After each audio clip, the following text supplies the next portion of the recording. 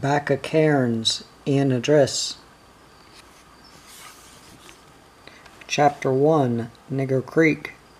It was good to be alive, sunlight sparkling on the wild river, on white tent and cottages, too, over hills and flat, the quiet pools of Nigger Creek, shaded by friendly trees offering home and life to bird, insect, and possum, treasure within the earth, and youth warmly spurred by hope to dig it out. Thus I felt, but I was in no hurry to climb down the shaft. A crimson parakeet screeched tauntingly by, and I stood a moment with head peering above the windlass logs. Away down the slope stood the bold line of tough old trees, caressing the wild river, singing over its rocky course. Gleaming ribbons of the brand new railway line. The beckoning horizon of misty hills and the wee village of Nigger Creek perched somewhat aloof from that bone of contention, the two pubs. On the veranda of the new pub, the publican in shirt sleeves stood frowning down the road at the old pub. The new pub had been built to help assuage the thirst of the navvies building the line from the railhead at Herberton, but now the steel ribbons were laid past Nigger Creek, and the hard-toiling, hard-drinking knights of the pick and shovel were slaving a few miles farther on, their white tents and Hessian huts stretching a mile through the green bush, echoing to their toil as steadily they laid the rails mile after mile closer to those wind-blown Tumulin and Evelyn scrubs. What wealth of timbers, maybe of minerals too, certainly of rich soils, lay within those vast green depths no man yet knew. Thus the turbulent gangs had toiled on, leaving Nigger Creek to dream in peace again. Gone was that hectic period, that sweat and toil, the growling of the gangers. Some among those slave drivers, so truculent, navvies swore, would have liked to swing the knotted whip as did the taskmasters of old. Vanished the sun-glint on the long line of shovel blades, the up and down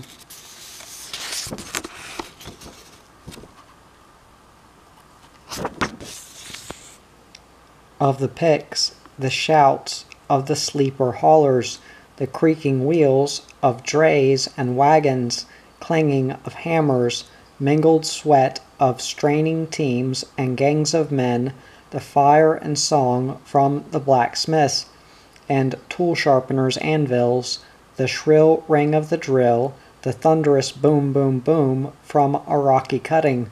All this virile energy had whispered itself away towards the setting sun. Again there was the murmur of the bush, the trilling waters of the wild river, the joyous song of birds far and wide over creeks and hilltops, spreading even farther to peaks of forest and jungle. Calm and lovely were the nights, now strangely lonesome, though, for gone were those hundreds of campfires along the wild river, and tucked away in by Nigger Creek, with here and there some firelit group singing sentimental chorus to fiddle and concertina. Gone the rhythmic step dance on the pub verandas, the lively clicking of the bones. Strangely sweet those rough voices and haunting refrain, drifting from the listening light across the tinkling waters of the river. The river voice had the night to itself now, the trill of water, gloomy hoot of the mopoke, unabashed screech of some ambitious possum, but gone was the murmur of men's voices from many a campfire and hurricane lamp-lit shed gone, too, the uproar of those wild and woolly Painites, but hark, rollicking voices now came floating up from the old pub. Standing on the ladder in the shaft mouth, I listened a moment, gazing down the slope towards a pretty girl feeding ducks by the little cottage across the creek. Buck navvies, those voices were celebrating. I could see their empty pump car waiting on the line. On their way into Herberton for something or other, these knights of the banjo could not resist pulling up for one or two at Miss Reynolds' place, just to renew old acquaintance, most likely, and crack a joke with the girls. Presently they would come stamping out over the ant-eaten veranda, mount the trolley, seize the handlebars, then, with lusty farewell to Miss Reynolds and the girls, start pumping and make the wheels fairly hum on the way to town and the next pub. Those navvies lived hard, played hard too. Up at Griggs' door, the storekeeper was hammering at a case. The girl across by the cottage was patting a fat, greedy duck.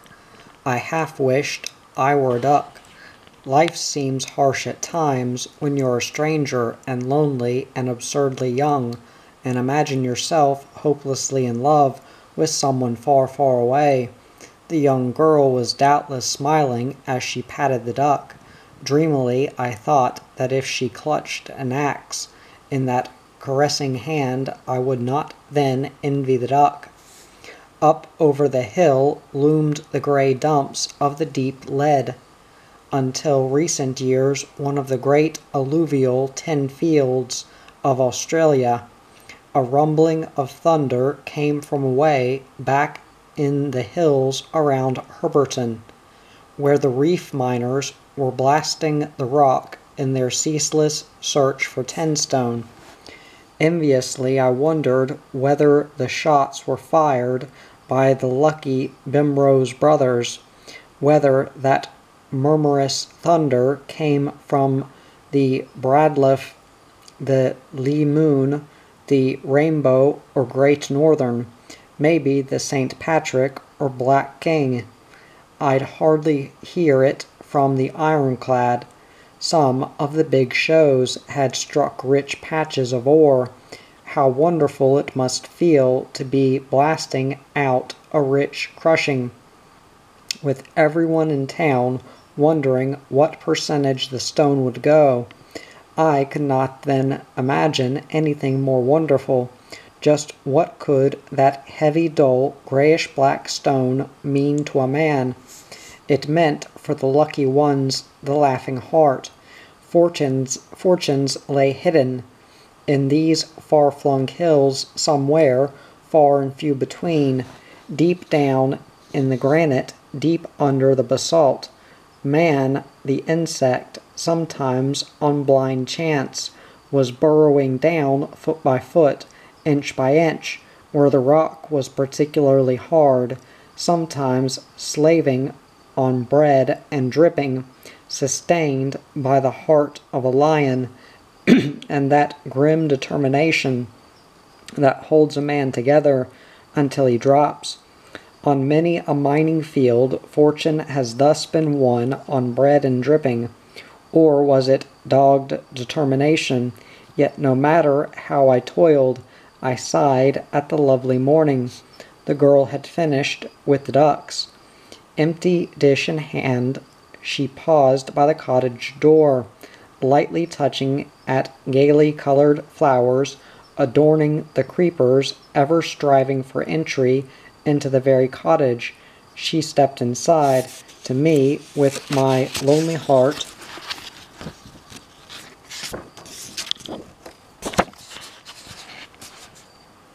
she seemed very cuddlesome.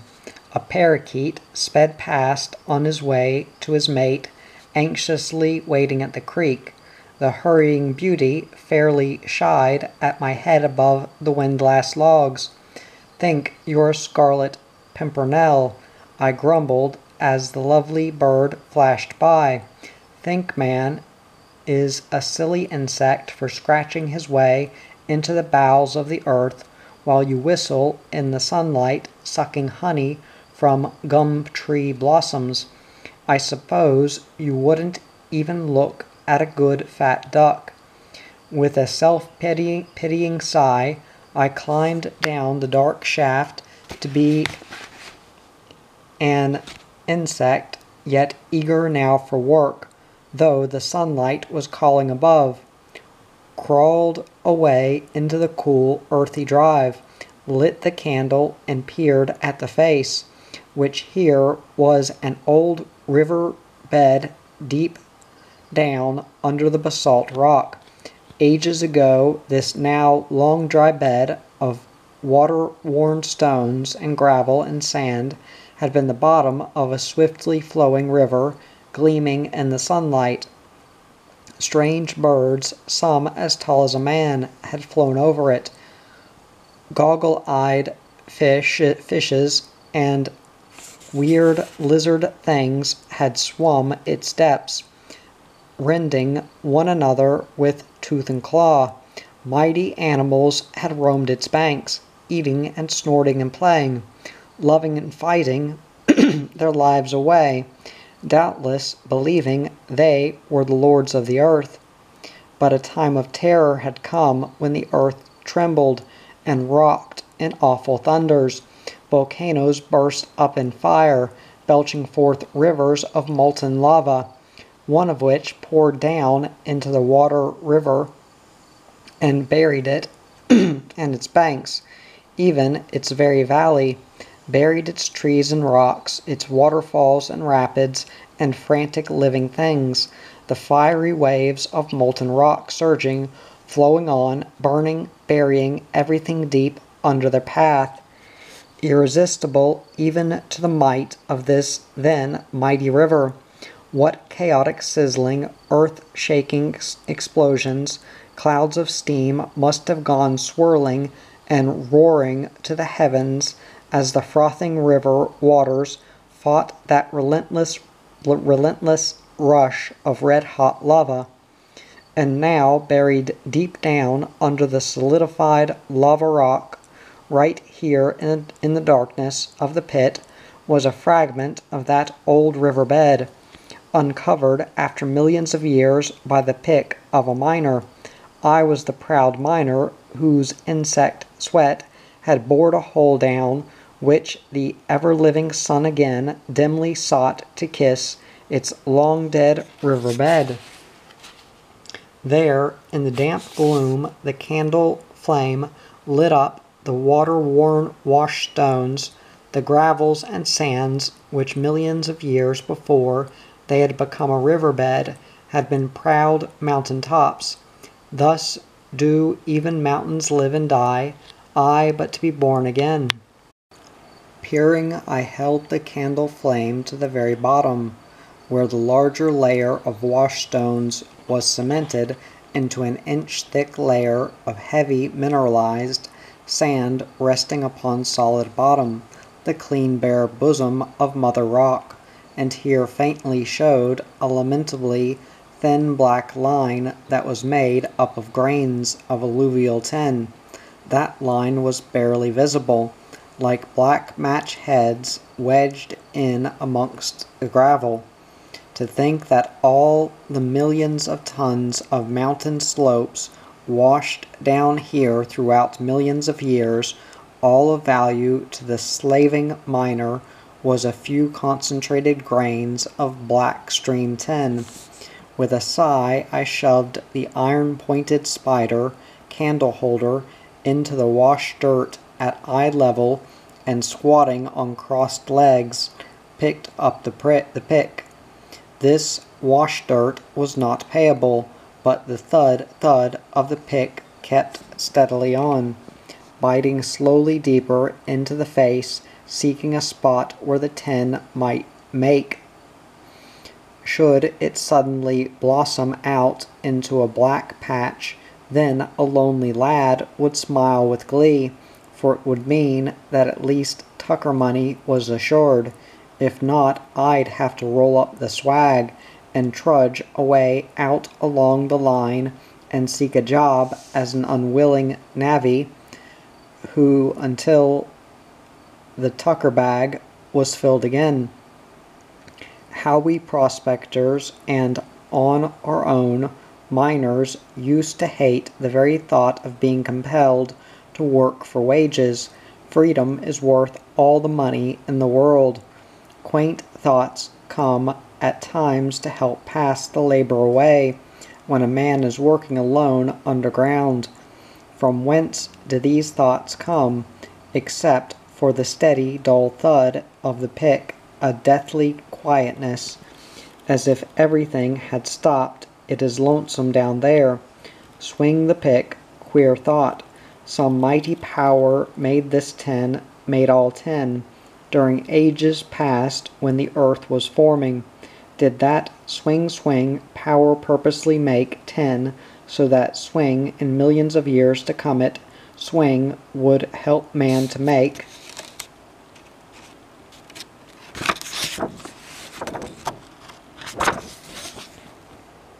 a living? If not, what did it make tin for? What is tin anyway, and how did the power make it? Why can tin do what it can do, and how did it happen that man was born with some power called reasoning that taught him how to make tin do what tin can do? Only the thud of the pick gave answer. Quaint questions like these keep flowing through a man's mind as water dreamed over this riverbed long, long ago. Vanished water that all the same must have shot up to the skies in hissing storms of steam, which of course would form real clouds and fall again as rain into some other river, and wear away other mountains on its never-ending journey to the sea, to rise and cloud again and fall.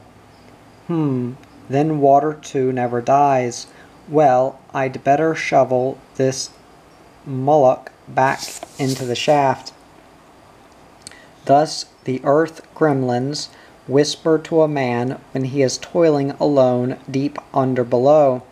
This was very different mining work in every way to the opal gouging at Lightning Ridge, that colorful New South Wales gem field that I had said goodbye to only a few months before. Nor was this a mining field under hundreds of tents, the noisy rhythm of a human ant-bed, feverish with visions of quick fortune, except for Herberton and Stannery Hills, Irvinbank, Shillagoo, Mount Molloy, Wolfram Camp, Bamford, and a few other established timber, agricultural, and mining townships. Throughout the tableland and its fringes there were only groups of little mining camps, and scattered bands of men throughout 100 and more miles of ranges. Nigger Creek, with its little store and 2 pubs, was a comparatively big place, also supporting one of the tiniest schools in Queensland. The schoolmaster, Garnet Atchison, and I had chummed up. The bush lad of the pick and shovel, and the white-collar lad. Unlike slow, solemn me, he was ever ready with a smile, bustling with energy, eager with ambitions of what he was going to become, something big in the Queensland Education Department. A likable type of lad, but an atrocious cook, or rather mixer of fruits, for he couldn't cook an egg unless the hen laid it ready fried. He gloried in what he called fruit salad. He'd come hurrying over to my camp on red-letter nights, loaded with a smile and bananas and pawpaws, sour saps and 5 fingers, and all manner of tropical fruit that the school kids had collected for their popular master throughout the week. We'd borrow a wash basin from the new pub, scrub it clean with sand at the creek, then squat down by candlelight and seriously peel the fruit. Garnet, sleeves rolled up, with studious mind would slice the delicacies in pieces not quite large enough to choke a hungry swallower, tip a couple of tins of condensed milk into it, and mix well and conscientiously, a drop or two of sweat from his forehead dripping down into it on hot nights. "A little salt brings out the flavor, Jack," he would say cheerfully. "Sodium chloride is the salt of life and puts lead into your pen and ink. Yes, a sweetener. It's only salt water anyway. Keep on stirring. It looks good." With furrowed brow and energy, he'd mix the whole sticky mess again with a spoon, like a navvy's shovel. He used to borrow the iron ladle Miss Reynolds at the old pub used for stirring the clothes in the copper on washing day. When the whole basin of tricks was troweled into a sort of rocky cement, we'd get stuck into it. It used to take us a couple of hours to finish it off, sheer gluttony. When exhausted, we'd lean back, grin at one another, lick our lips, decide how good it was, then stagger to a sitting position and get stuck into it again. It was really good. Even granted we possessed the endurance and digestion of youth to guzzle it. Garnet, of course, boarded out. As schoolmaster he stayed at one of the little cottages. Most nights after the evening meal he would come strolling along to my camp and chatting over the events of the day. We would wend our way across the flat to old Mick's camp down by Nigger Creek. Mick's camp was roomy and comfortable, as only a fastidious bushman can make a camp, and Jim Bell, old Mick's mate, was a bushman through and through, able to travel and live on the smell of an oiled rag if necessary. When in a permanent camp he could make it as neat, roomy,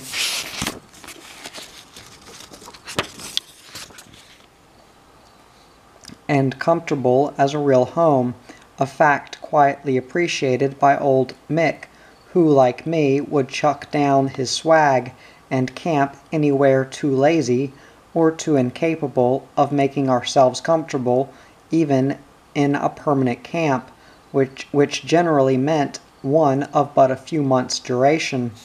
At Mick's campfire, under the moon, with the possums screeching in the gums, we smoked the pipe of content, and sat out many a yarn.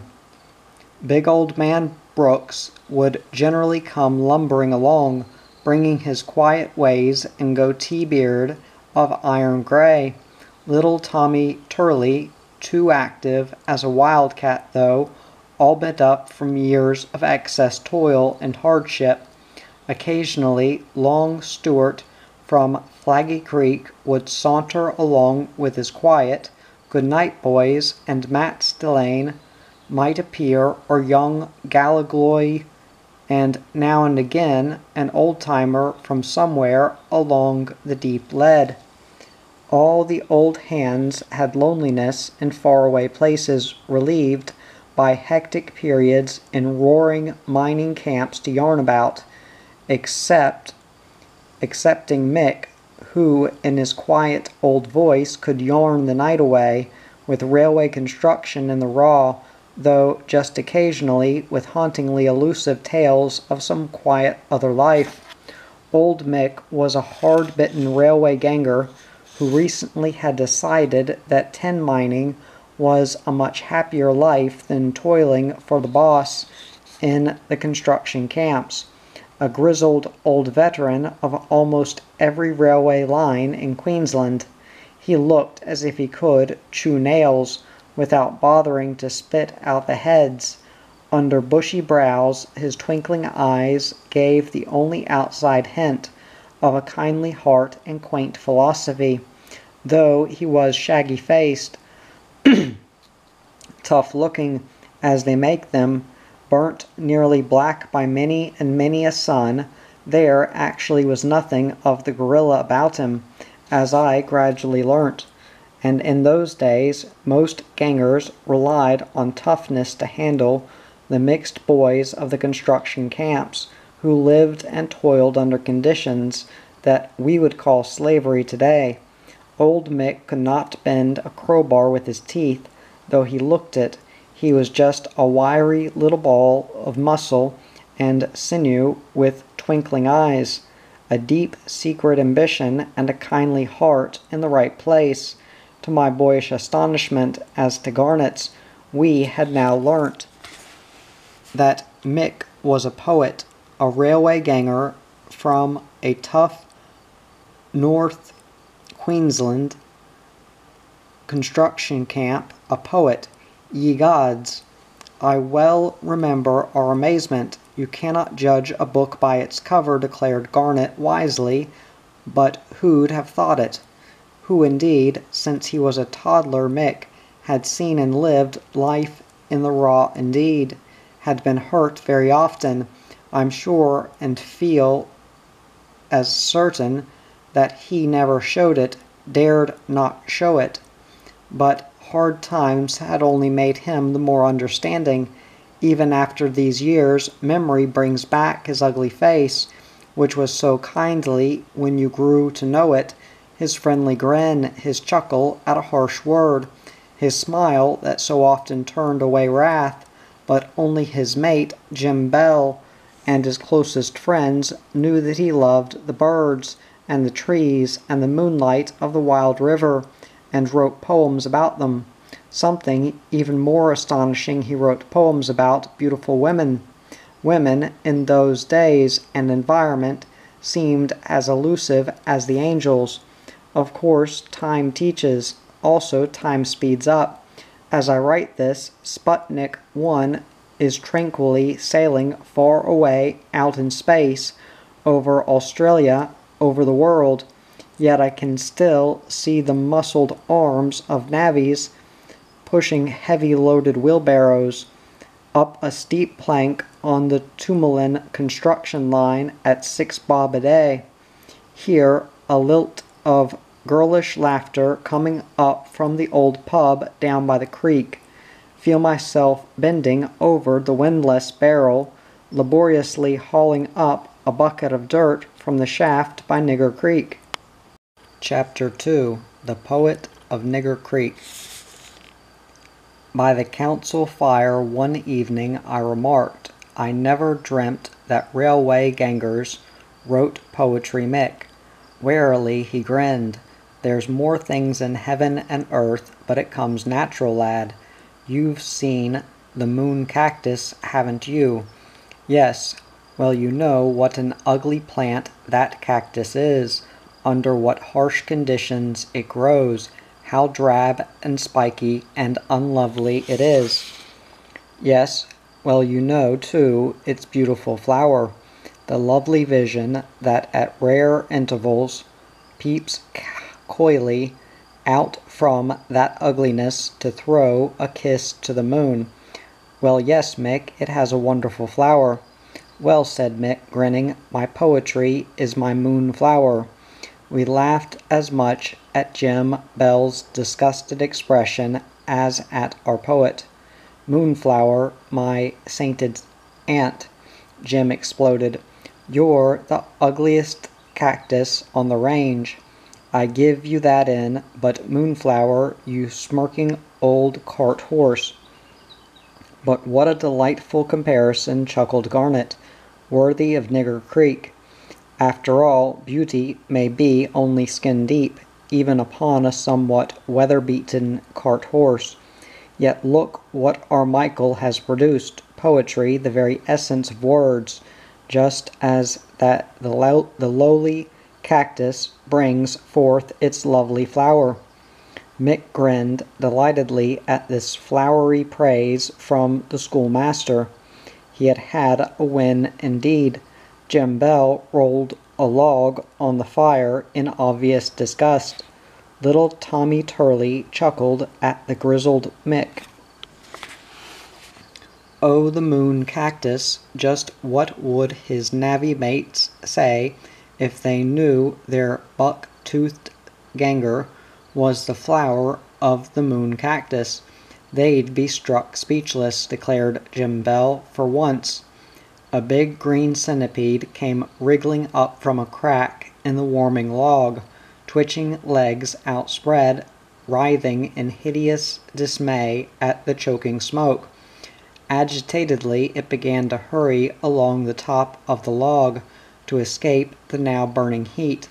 Sprawled comfortably there under the stars by that galley fire, a breath from the creek wafted me a vision of the Moon Cactus. To come on the big flower suddenly in the bush at night is an experience.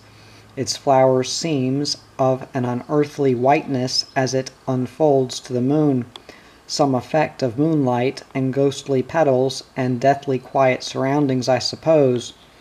In some localities, generally if growing upon harsh ground, the flower almost seems to possess a delicate fluorescence. I've half wondered whether the plant might absorb mineral pigment from the soil and in some chemical way transfer it to further beautify the flower. In those days I was too bashful to ask the old hands lest they think young Jack's got a rat. Jim Bell bent again to the logs, and a bright flame illumined the rough-hewn, deep-lined face of old Mick beneath those bushy eyebrows. Tommy Turley chuckled again, the shadow of his skinny, bony, hunched-up little body queerly reminiscent of a parched eaglehawk with drooping wings slumped upon a log. The hard toil of a struggling lifetime had played havoc with that frail body of Tommy's. Jim Bell sniffed meaningly towards his grizzled mate. "Ah, well," sighed Mick, "I don't care if I'm no beauty. Adonis was not fated to be my name, but alas, I'll never go down in history only as the greatest liar unhung," declared Jim Bell with conviction. "Alas, how cruelly you flatter me," murmured Mick. "I could never hope to rival the unrivaled Baron Munchausen." "What race is he in?" asked Jim suspiciously. "What is your latest poem?" Mick asked Garnet. "Or is it a love episode this time? Come on, out with it to the council." For apart from his poems, Mick Moore, just like Mick Cullen at far away Lightning Ridge, was born possessed of an imp, and the imp of both Michaels ran to the female species, while Mike Cullen sought the company of women at every rare opportunity and delighted in all the trouble he could stir up with that impish tongue of his. Mick Moore was very shy of the female and did the damage at a distance with his poetic pen. Both men, in their own way, loved to torment the female sex. Though Mick Moore did it to be kind, Mick Cullen for fun. Both methods had certainly proved effective. Whereas at the Ridge it was the silver tongue of Mick Cullen that started the gossip and catty backchat, here it was the honeyed pen of Mick Moore that caused a lot of heart-burning. From Cairns to the Tumalin he delighted to write love letters to any girl and woman whom he met, or merely saw by the most casual chance, should she captivate his quaint fancy in some way or other. Those women must have been astounded. I don't know what they would have thought could they have seen Mick seated on a box by the campfire in bare feet. And such feet, clad in toil-stained dungaree trousers, belt and patched old gray working flannel, forehead all creased in wrinkles, tongue-in-cheek as he labored over his epistle, his tough, grinning old face lit up by the campfire. A labor of love, he would murmur reverently. The only labor you ever do, would growl Jim Bell. At such times of deep inspiration we'd smoke and yarn and think out wise remarks. Jim Bell's would be sarcastic ones, Romeo to his Juliet by Nigger Creek. Garnet would wink at me. "Yeah," said Jim Bell, "and I wish that skirt in Cairns could see her stub-toed Romeo wolfing tinned peas with his knife." "Surely not." Garnet laughed delightedly. "Surely such are not our Mick's table manners." "Table manners," growled Jim. "He hasn't any." One day in Townsville, he nearly choked trying to swallow a hard-boiled egg in its shell. But why in its shell? Because he was in a hurry, he reached over and pinched it from a late boarder's plate on the other table just as the waitress came in. But Mick would complacently grin and toil on. "How's that?" he proudly asked one evening. I took the letter, held it towards the firelight, and read, "Wandekla, North Queensland. Dearest, with a mind ever wandering, to your lovely self I must reveal my passionate love for you. Even in dreams you appear before me. Dearest, never before did poor deluded man struggle so hopelessly against the allure of your presence. The world seems a dreary place with you so far away. I cannot eat. The wind seems to howl in desolation. I retire to the paradise of imagination, where you ever are, and then all the world is joy.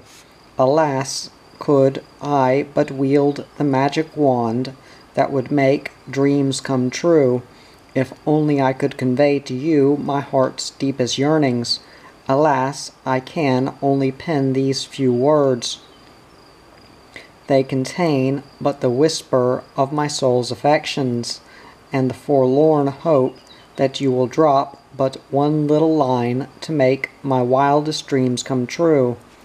In humble waiting, yours very truly, Harold Hawthorne." How Garnet and I laughed, and Mick sat grinning there, grinning more the more we laughed. "How do you think she'll respond?" he chuckled.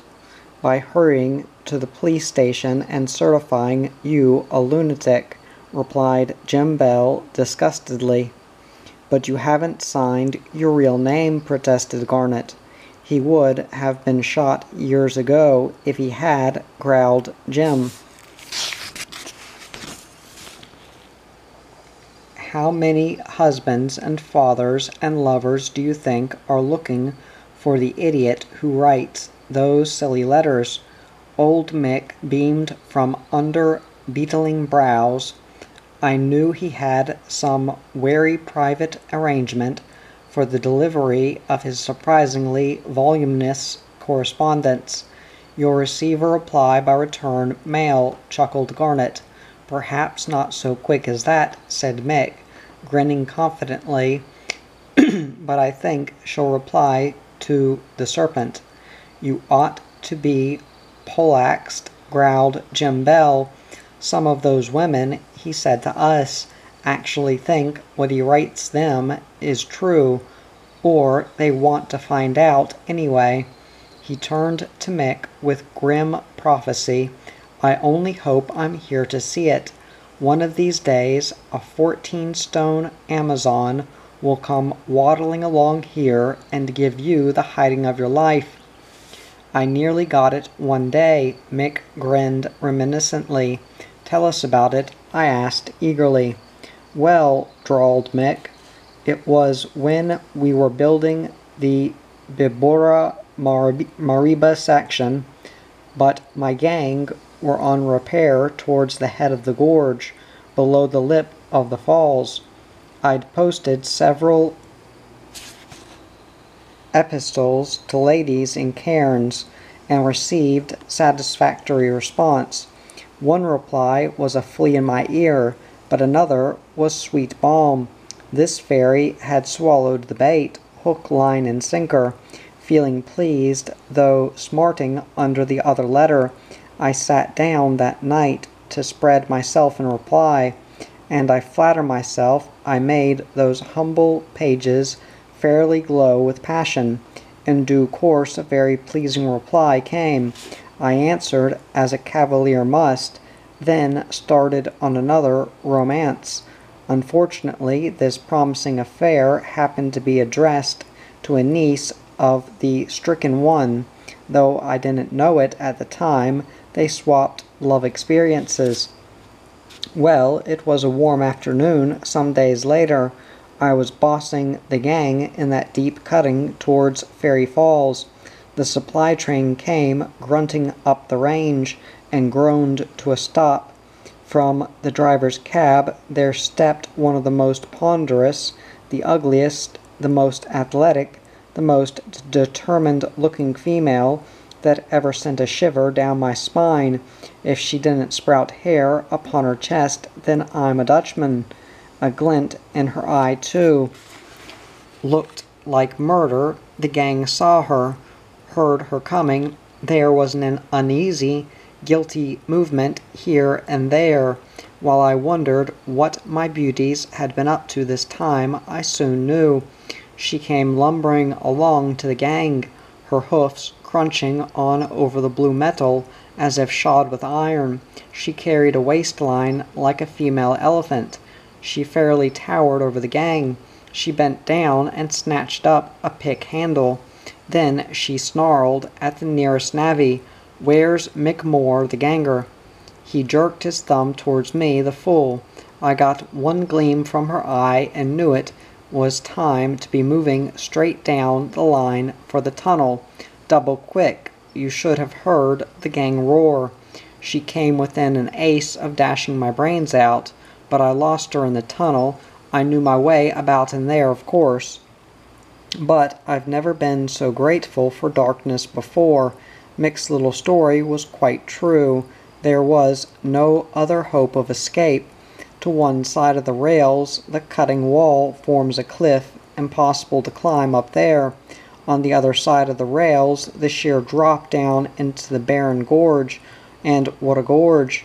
The one chance of escape was the tunnel, and keep going.